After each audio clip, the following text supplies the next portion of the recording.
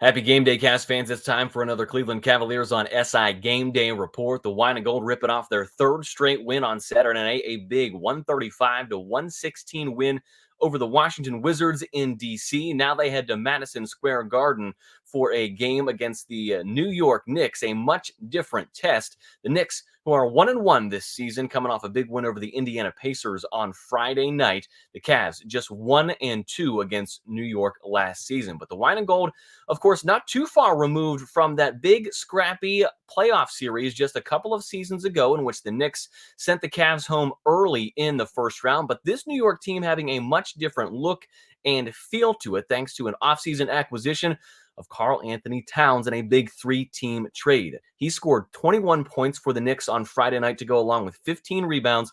Meanwhile, Jalen Brunson scoring 26 points in the win for New York. The pair presenting a much different challenge for the Cavs. They will of course be tasked with slowing those two down.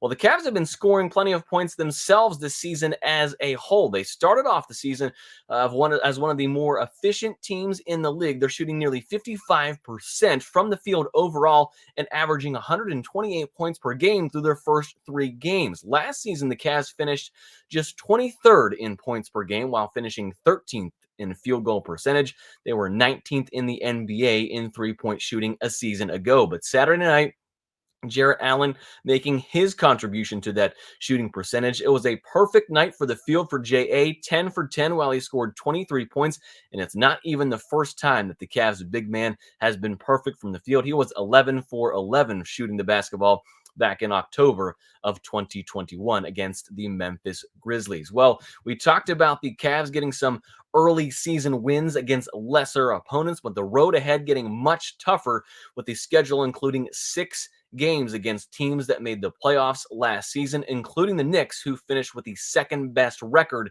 in the Eastern Conference last season, which is why all of those wins against the Raptors, Pistons, and Wizards are all the more valuable now. Well, no new injuries to report from Saturday night, so more good news on the injury front for the Cavs. Max Strus still continuing to deal with an ankle injury that will keep him out roughly the next 6 weeks or so, and Amani Bates still recovering from surgery on his knee. It is a 7:30 tip-off from Madison Square Garden. You can, of course, follow along with all of our written coverage over on si.com/NBA/Cavaliers and right here on our YouTube page with our Cavs post-game report.